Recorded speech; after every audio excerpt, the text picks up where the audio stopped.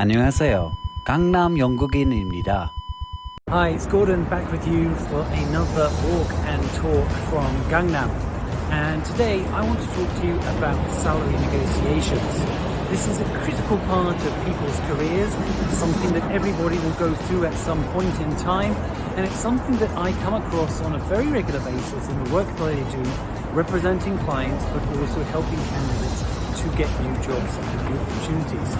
And it's clear that companies with hiring managers who are not of the famous and well-known brands, for example, the company that is named after an area of the Brazilian rainforest, the company which is a green fruit, or the company which is the largest search engine in the world, are very well placed, given their brand recognition and exposure, to not have to actually do any type of selling of the company when it comes to hiring.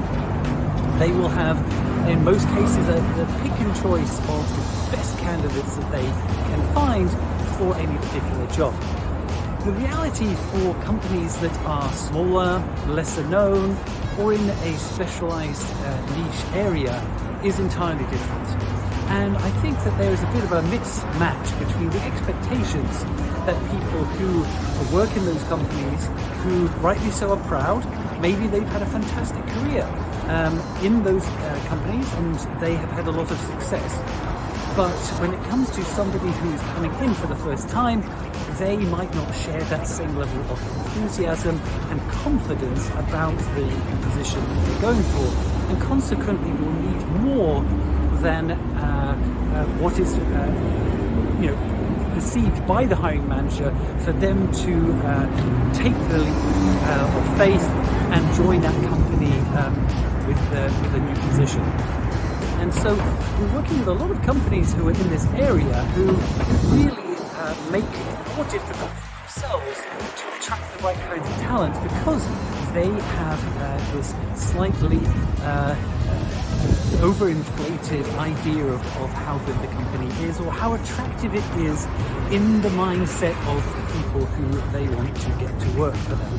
And so that's a problem, because then it takes longer to find somebody. It also makes it harder for them to get the people they want.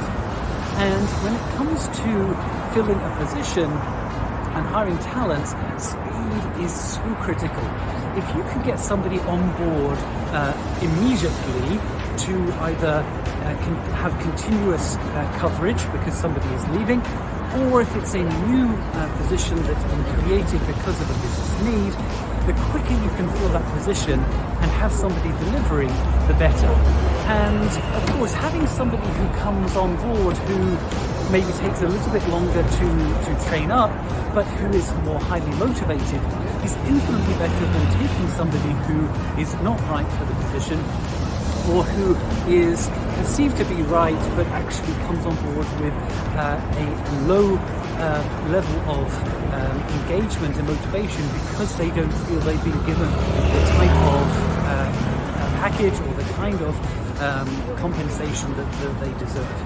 And if we bear in mind that people start a job at the highest level of motivation, usually that is where peak motivation is, and it tails off from there, steadily decreases over time, then really the challenge is to try to maintain that engagement for as long as possible, in any way possible. And so if you start already at a lower level of engagement, it's infinitely harder to keep that engagement at a level of success and productivity and positive ROI. So I think that people are getting better at knowing their value and knowing their worth. I think that it's increasingly a candidate-driven market. That means that people can be more choosy about the job that they take and are less required to find a job as soon as possible. And I think companies themselves need to take that into account and better understand that they need to provide very solid cases for why somebody should work for them, just as they are providing an example of why they should give them a job. Just some food for thought. Take care. Have a great day.